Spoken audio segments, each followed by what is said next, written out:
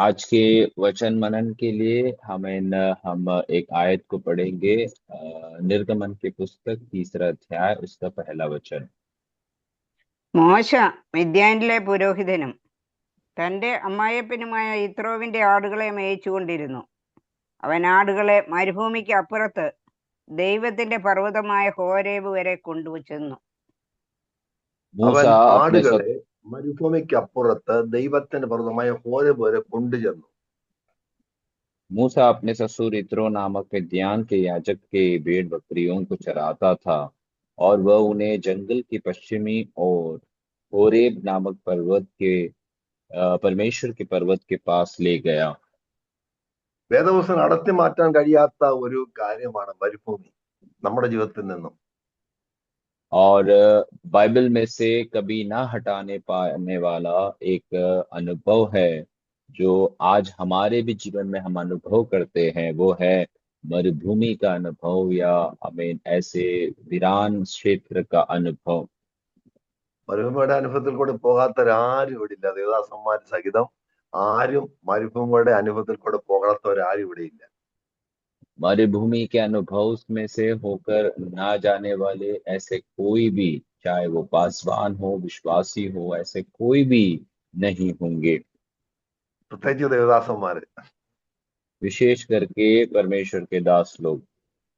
എത്ര മരുഭൂമിയുടെ അനുഭവം പറഞ്ഞ് ഇവിടെ എത്തി, ഇനി എത്ര മരുഭൂമി കടക്കാനിരിക്കുന്നു.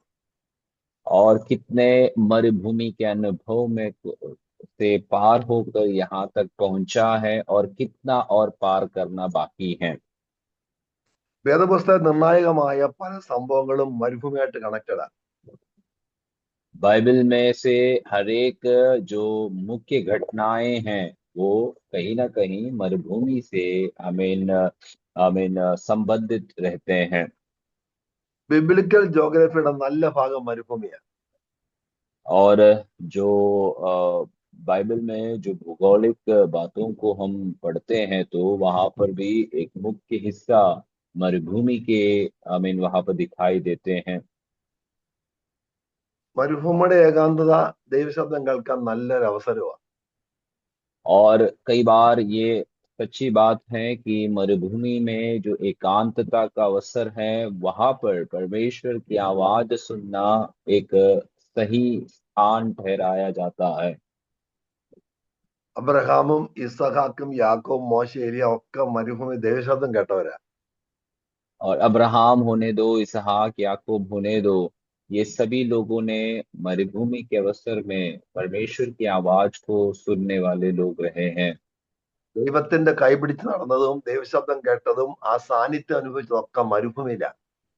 परमेश्वर के हाथ पकड़कर चलना, प्रभु का उस उपस्थिति को अनुभव करना, ये सारी अनुभवों को उन्होंने उस मरुभूमि के उस अवसर में उन्होंने अपने जीवन में पाया है। തിരം പറയുന്നത് ഞാൻ അവളെ വശീകരിച്ച് മരുഭൂമിയെ കൊണ്ടുവന്ന് കൃത്യമായി സംസാരിച്ചു. और अमीन भविष्यवक्ता की पुस्तक में ये बात को देखते हैं कि मैं उसे अमीन अपने पास ले आऊंगा, और मैं उसे मरुस्थल में ले जाकर मैं उससे अपने बात को कहूंगा। മിസ്രൈമിൽ നിന്ന് പുറപ്പെട്ട ദൈവജനം 40 വർഷം മരുഭൂമി ചുറ്റിക്കറങ്ങി.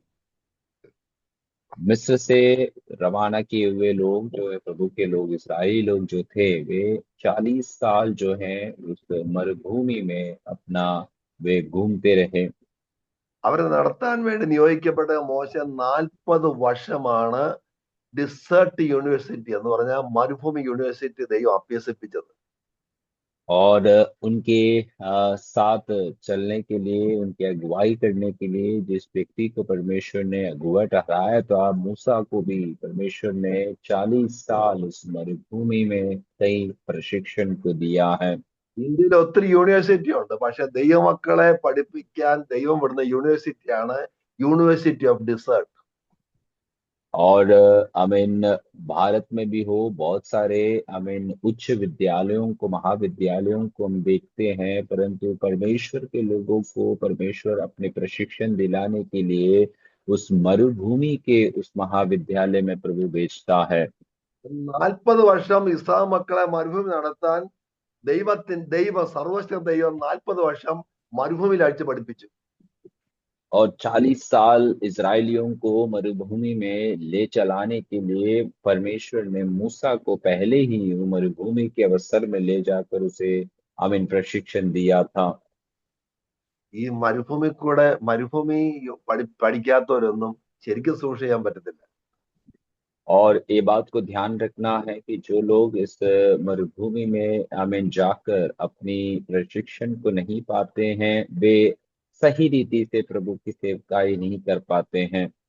മരുഭൂമി ദൈവത്തെ കണ്ടവരും ദൈവശബ്ദം കേട്ടവരും ആ സാന്നിധ്യം അനുഭവിച്ചൊക്കെ ഇതിനകത്ത് കാണും. ഇതിനകത്ത് ഈ പ്ലാറ്റ്ഫോമിലുണ്ട്. और मरुभूमि में परमेश्वर की आवाज को सुना हुआ और प्रभु की उपस्थिति को पाए हुए लोग सब यहाँ पर उपस्थित हैं।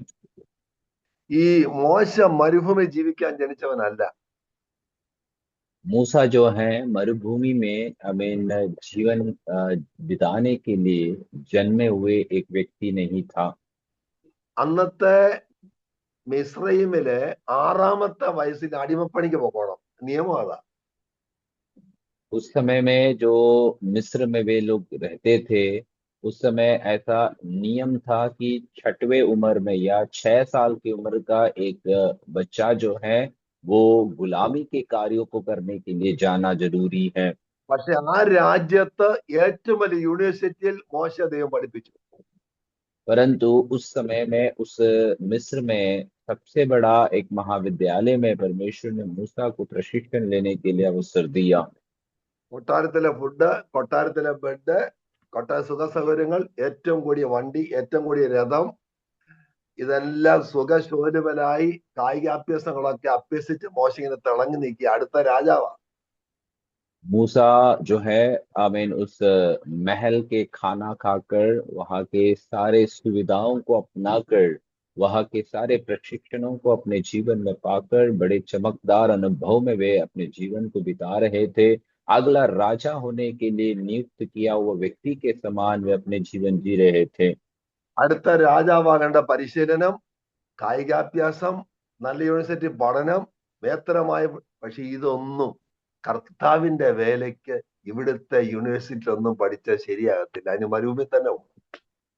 और अगला राजा होने के लिए नियुक्त या तैनात किया हुआ व्यक्ति और उसी के साथ साथ सारे उच्च अनुभवों को देकर ले चलने वाला एक व्यक्ति के समान जब मूसा तैयार था, तो लेकिन एक बात है कि परमेश्वर के कार्यों को करने के लिए इस दुनिया के जो प्रशिक्षण केंद्र में पढ़कर आने से कोई लाभ नहीं होता है। പക്ഷെ ദൈവത്തിന്റെ പദ്ധതിക്ക് ആ പരിശീലനം ഒന്നും ശരിയാകത്തില്ല. ദൈവം അവനെ മരുഭൂമി യൂണിവേഴ്സിറ്റിയിലേക്ക് അയച്ചു.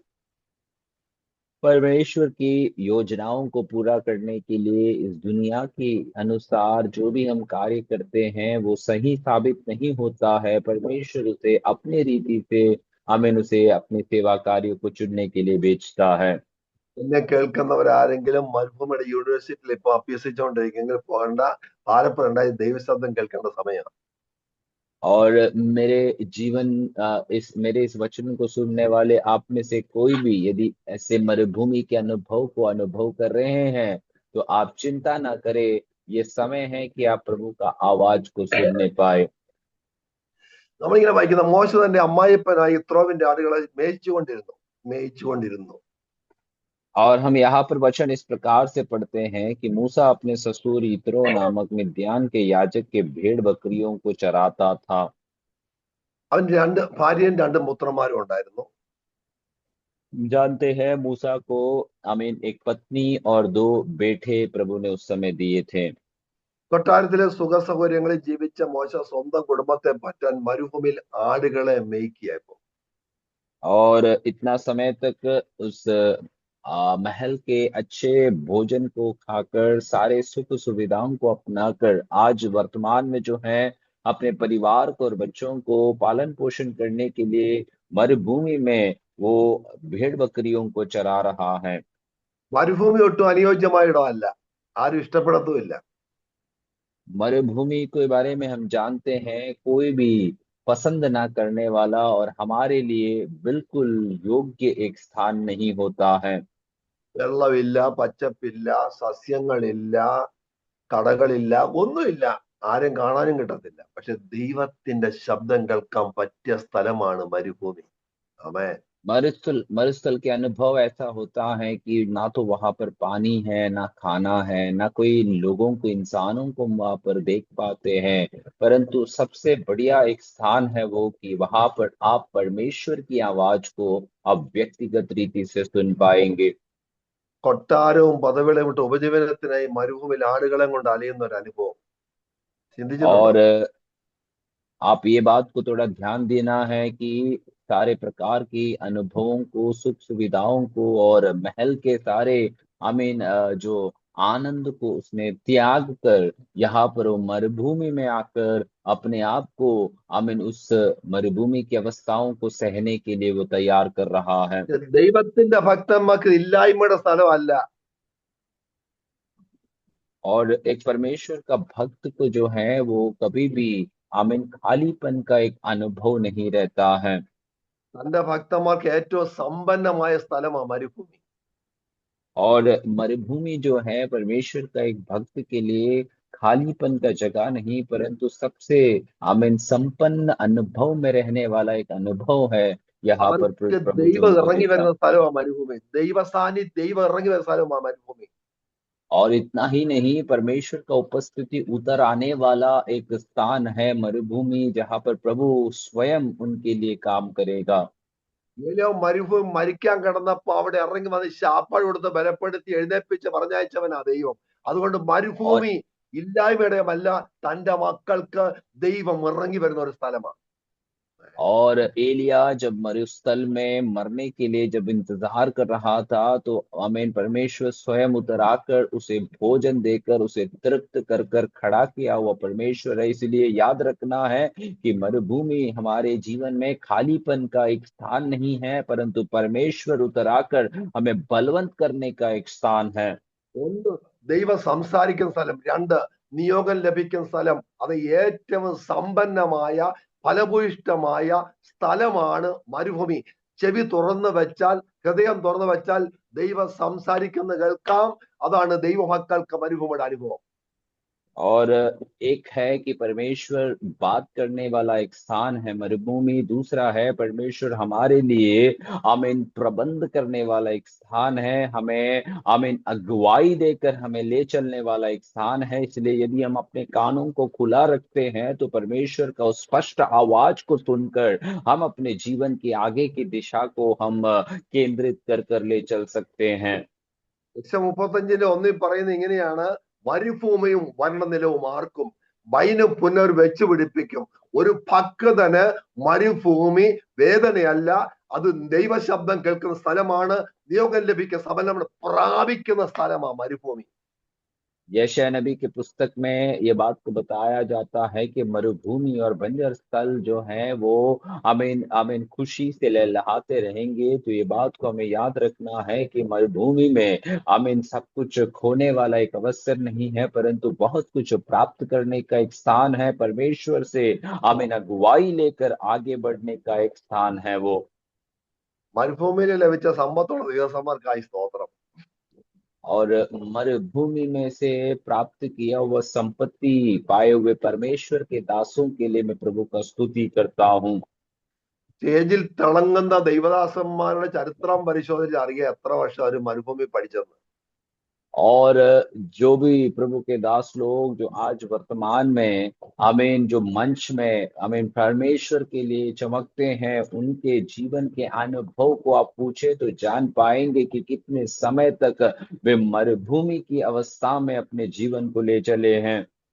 ഒരു നേരത്തെ ശാപ്പാട് ഒരു തിരുത്തി വെള്ളവും കൂടെ ആകാറിനെ തോളി വെച്ചിട്ട് അബ്രഹാം ആകാറിനെ പറഞ്ഞയക്കുക. और एक समय का खाना और एक कुप्पी पानी को देकर अब्राहम जो है हागर को मरुभूमि में भेज देता है। किधर को जाना वे नहीं जानते हैं, वे वहां चले जाते हैं।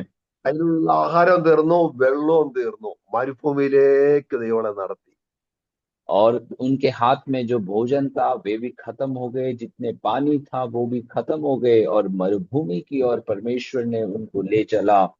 ഒരു കാര്യം ഉറപ്പിച്ചു: കൊച്ചു മരിച്ചു പോവും, ഇനി വെള്ളമില്ല, പച്ചപ്പില്ല, ശാപ്പാടില്ല, പക്ഷെ അവിടെ വെച്ച് അവള് ദൈവശബ്ദം കേട്ടു, കൊച്ചിന്റെ ഭാവിയെ നിയോഗം കേട്ടു, അവള് സമ്പത്ത് പ്രാപിച്ചു. ദൈവമക്കളെ ഞാൻ പറയട്ടെ, ഇന്ന് പകൽക്കാലം എന്നെ കേൾക്കുന്നവരാരെങ്കിലും മരുഭൂമിയുടെ അനുഭവത്തിലൂടെ കടന്നു പോകുന്നുണ്ടെങ്കിൽ നിന്നെ പ്രാപിപ്പിക്കുന്ന അല്ലെങ്കിൽ ബലപ്പെടുത്തുന്ന ഫലഭൂയിഷ്ഠ അനുഭവത്തോടെ पुറത്തു കൊണ്ടുവരാൻ നമ്മളെ കർത്താവ് ശക്തനാണ്. और एक बात आमीन, हागार ने निर्णय ले लिया कि जो बच्चा है वो मर जाएगा, पानी की कोई आमीन उपलब्धि वहां पर नहीं दिखाई दे रहा था और इत्यादि बात को आमीन वे जब इंतजार करके बैठे हुए थे तब परमेश्वर ने वहां पर उनके लिए आमीन पानी का प्रबंध कर दिया और बच्चे का भविष्य के बारे में परमेश्वर ने बता कर दिया। तो मेरे वचन सुनने वाले प्रिय लोगों, एक बात निश्चय है कि मरुभूमि में परमेश्वर आपको ले जाता है तो प्रभु का एक विशेष उपस्थिति को देखकर परमेश्वर आपको आगे बढ़ाएगा। ദൈവം മോശയോട് സംസാരിക്കാൻ തെരഞ്ഞ സ്ഥലം കൊട്ടാരമല്ല, മരുഭൂമി എന്ന് മനസ്സിലാക്കണം. ये बात को आपको और हमको समझना जरूरी है कि परमेश्वर मूसा से बात करने के लिए नियुक्त किया हुआ एक स्थान जो है वो महल नहीं था परंतु मरुभूमि की अवसर में था। മരുഭൂമിയുടെ സമ്പത്തും സമൃദ്ധി അനുഭവിച്ചറിഞ്ഞ മോശ ഇസ്രായേൽ ജനത്തെ ദൈവത്തെ എതിരേൽപ്പാൻ മരുഭൂമിയിലേക്ക് കൊണ്ടുപോയി. मरुभूमि के उस आशीषों को और उस संपत्तियों को आमीन अनुभव किया हुआ मूसा जो है इजरायलियों को इसी अनुभव में उनको ले चलने के लिए उन्हें आमीन मरुस्थल में ले गया। ഈ 103 സംഘത്തിന് വാക്യമുണ്ട്, അവൻ തന്റെ വഴികളെ മോശയെയും തന്റെ പ്രവൃത്തികളെ ഇസ്രായേൽ മക്കളെയും അറിയിച്ചെന്ന്. ഉണ്ടോ? और भजन संहिता 103 में एक आयत इस प्रकार से लिखा हुआ है कि उसने अपने मार्ग को मूसा को और अपने सारे योजनाओं को अपने लोगों को उसने बता कर दिया है। മരുഭൂമിയിലെ ഇത് റോഡില് ദിശ തിരിക്കുന്ന സൈൻ ബോർഡ് ഇല്ല, കടയില്ല, ജംഗ്ഷൻ ഇല്ല, ചൂട് കാറ്റ് മാത്രം. പക്ഷെ ഒരു കാര്യം, മോശയ്ക്ക് വഴി അറിയാം. അങ്ങനെയെങ്കിൽ മരുഭൂമിയിൽ 40 വർഷം ട്രെയിനിങ് എടുത്ത മോശ ഇസ്രായേൽ ജനത്തെ മരുഭൂമിയിലേക്ക് കൊണ്ടുപോയി. മുമ്പിൽ നിൽക്കുന്ന ആരാ? മരുഭൂമിയുടെ അനുഭവമുള്ള മോശയാ. और मरुभूमि में ये बात को हम पहचानते हैं कि वहां पर ना तो कोई सड़कें रहती हैं, ना तो वहां पर दिशा दिखाने वाला कोई आमीन संकेत हमें दिखाई देता है, परंतु एक सत्य को हम देखते हैं कि मूसा इस मरुस्थल में भी अपनी रास्ता को वो जानता था और कहाँ जाना है उसे परमेश्वर ने बता कर दिए हुए थे। तो एक बात हमें തന്റെ स्पष्ट है कि ഭക്തന്മാരോടും मरुभूमि में തന്റെ ഭക്തന്മാരോട് ദൈവദാസനോട് സംസാരിക്കാൻ തിരഞ്ഞെടുക്കുന്ന സ്ഥലം മരുഭൂമിയാ, മറക്കല്ലേ. और कभी भी ये बात को भूलना नहीं है कि अपने भक्तों को और परमेश्वर के दासों को बात करने के लिए चुनने वाला स्थान जो मरुभूमि का रहता है। മരുഭൂമി എന്നതിന് ശരിയായ അബ്രായ വാക്കിന്റെ അർത്ഥമെന്ന് പറയുന്നത് സംസാരിക്കുക. और मरुभूमि का सही इब्री भाषा का अर्थ है बातें करना है। ദൈവ സാന്നിധ്യം ഇല്ലാത്തതോ ദൈവം സംസാരിക്കാത്ത ഇടമല്ല മരുഭൂമി. അവിടെ വെച്ചാ ദൈവം ശക്തമായി സംസാരിക്കുന്നത്. और मरुभूमि में ऐसा नहीं कि ना तो वहां पर प्रभु का उपस्थिति है, ना वहां पर परमेश्वर बात करता है, परंतु वहां पर स्पष्ट रीति से बात करने वाला एक स्थान है मरुभूमि की अवस्था। അവിടെ മറ്റു തടസ്സങ്ങളൊന്നും ശ്രദ്ധേയ മാറ്റുകളൊന്നും ഒന്നുമില്ല, ദൈവം മാത്രം, ദൈവശബ്ദം മാത്രം. वहां पर और कोई हमारा ध्यान को भटकाने वाला और कोई बात वहां पर नहीं रहता, वहां पर केवल और केवल परमेश्वर की वाणी को आप सुनते हैं। പല രൂപത്തിലാണല്ലേ മരുഭൂമി വെളിപ്പെടുന്നത്, പല രൂപത്തിലും ഭാവത്തിലാണ് വരുന്ന മരുഭൂമി. और कई रूप में और कई भाव में ये मरुभूमि की अवस्था हमें दिखाई देता है। രോഗമാകാം, സാമ്പത്തിക ക്ലേശമാകാം, ഏകാന്തതയാം, പരാജയമോ കുടുംബ തകർച്ച, പല രൂപത്തിൽ മരുഭൂമി വെളിപ്പെടും. പക്ഷെ അവിടെയാണ് ദൈവം സംസാരിക്കുന്ന ഇടം. हो सकता है कि आपके जीवन में कई तरीके से ये मरुभूमि की अवस्था आपके जीवन में प्रकट हो रहा हो सके कि आप बीमारी के अवसर में से हो या आर्थिक तंगी में से आप जा रहे हो या फिर पारिवारिक प्रश्नों के बीच में से आप जा रहे हो। कई भी रूप से ये मरुभूमि के अवसर हमें हमें अपने आप में घेर सकते हैं।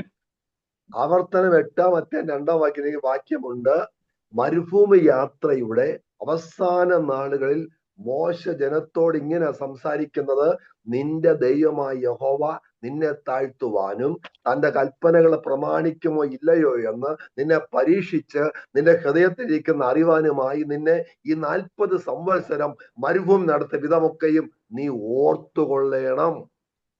और अमीन व्यवस्था विवरण के पुस्तक उसके 8वें अध्याय उसके 8वें वचन में परमेश्वर का वचन इस प्रकार से लिखता है कि तेरा परमेश्वर अमीन तुझे अमीन इस प्रकार से मरुभूमि के अवसर में इसलिए ले चल रहा है कि ताकि तुझे नम्र करे और ये बात को जान ले कि तू अपने आप को प्रभु में समर्पित करते हुए परमेश्वर के वचन के अनुसार चलने के लिए तैयार है या नहीं है। इसीलिए इस बातों को समझकर अपने जीवन को प्रभु में समर्पित कर लेना है।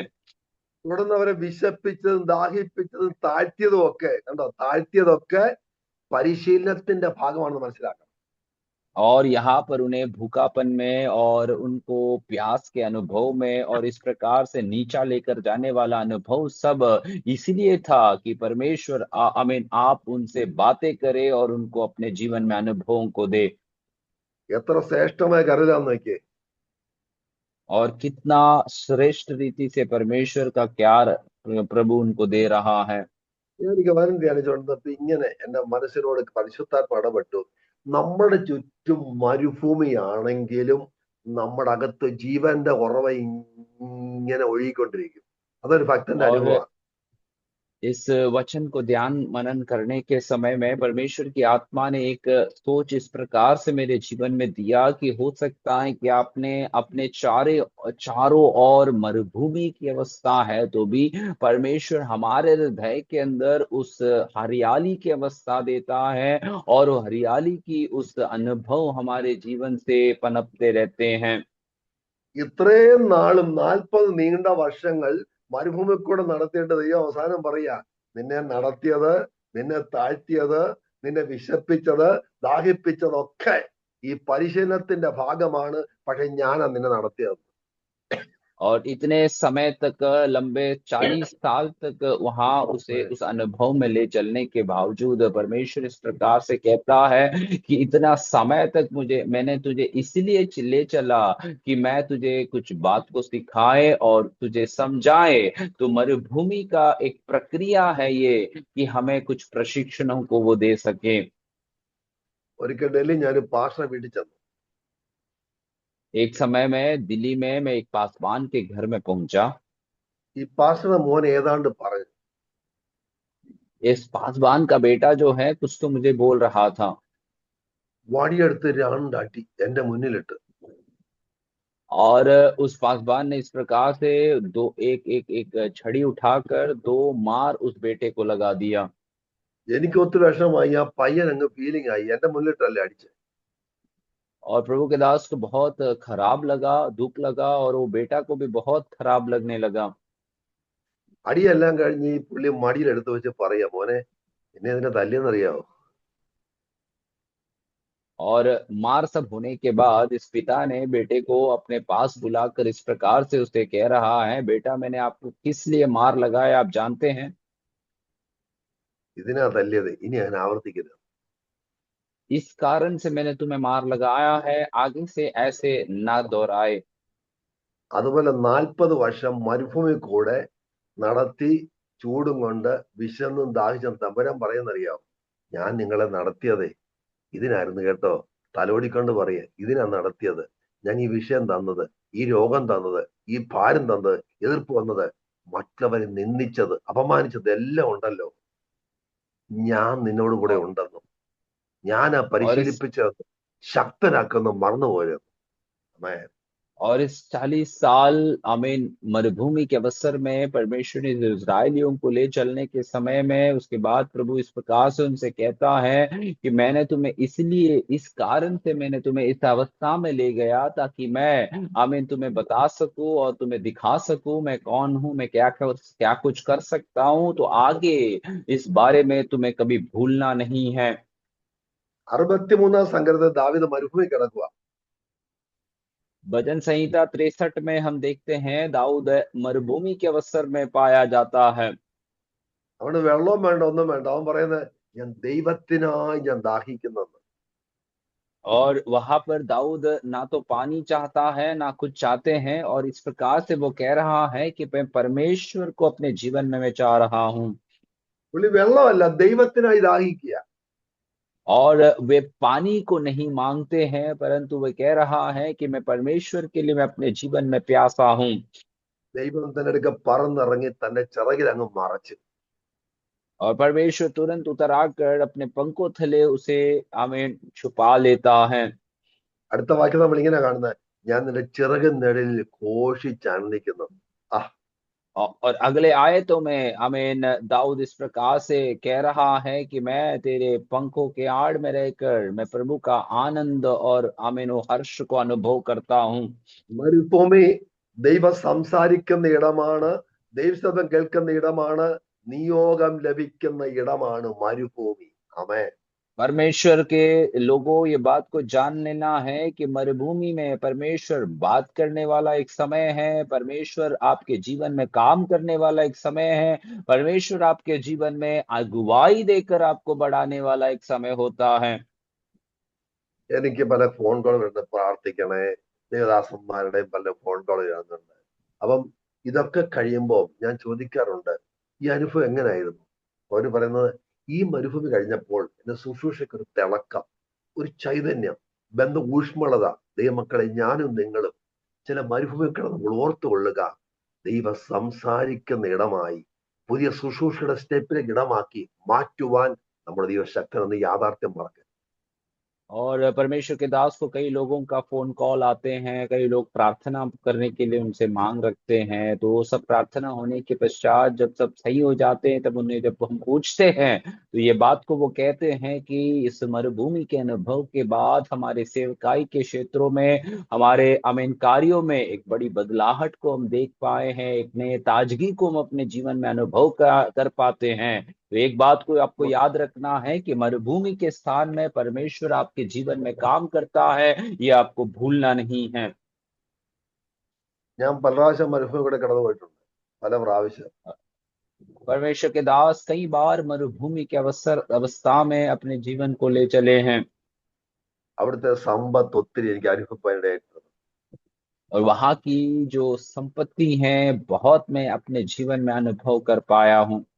ഉലകത്തിൽ യൂണിവേഴ്സിറ്റി ലഭിക്കാത്ത സമ്പത്ത് നിന്റെ കൈവരാൻ ഒറ്റ മാർഗമുള്ളൂ, മരുഭൂമി കൂടെ നടക്കുക. इस दुनिया के कोई भी उच्च महाविद्यालय में ना प्राप्त करने वाला एक ऐसा एक अनुभव केवल और केवल आप मरुभूमि के अवसर में आप प्राप्त कर पाएंगे। ഞാൻ കർത്താവ്, എനിക്ക് മനസ്സിലാക്കാൻ കഴിഞ്ഞില്ലല്ലോ, നീ ഇതാർത്തിരുന്നെങ്കിൽ ഞാൻ പിറുപിറുക്കത്തില്ലായിരുന്നു. ഈ മരുഭൂമി നന്മയ്ക്കാണെന്നും എന്റെ ശുശ്രൂഷയെ ശോഭിപ്പിക്കാനാണെന്നും എന്റെ ആത്മീയ തിളക്കം വരുത്താനാണെന്നും നിയോഗത്തിനാണെന്നും ഒക്കെ അറിയായിരുന്നെങ്കിൽ നമ്മളെപ്പോഴും നന്ദി പറഞ്ഞേനെ ദൈവത്തിന്. और कई बार आमीन प्रभु से हम इस प्रकार से कहते हैं कि परमेश्वर, मैं नहीं जानता था कि तू मेरी इस सेवकाई को और विशाल करने के लिए और उसी को आशीषित बनाने के लिए और मुझे प्रभु के कार्यों में सक्षम बनाने के लिए ऐसे अनुभवों को दे रहा है। ऐसे अगर मुझे पता होता तो मैं ना तो कुड़कुड़ाता था, ना तो मैं इसका विरोध करता था, ना आमीन इस विषय में मैं अपने आमीन असहमति को दिखाता था।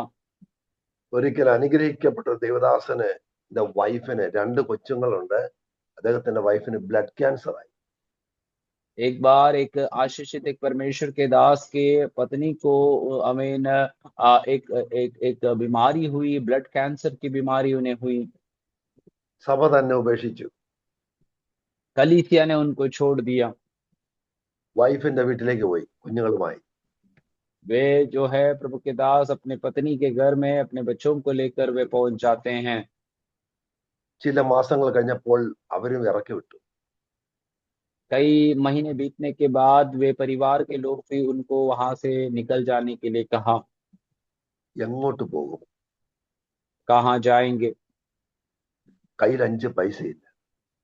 उनके पास कोई भी पैसे या रुपए उठाने के लिए नहीं है। എല്ലാവരും തള്ളി. सभी लोगों ने त्याग दिया। ചൂടേറിയ മരുഭൂമിയുടെ അനുഭവം. गर्माहट भरी उस मरुभूमि के अवसर।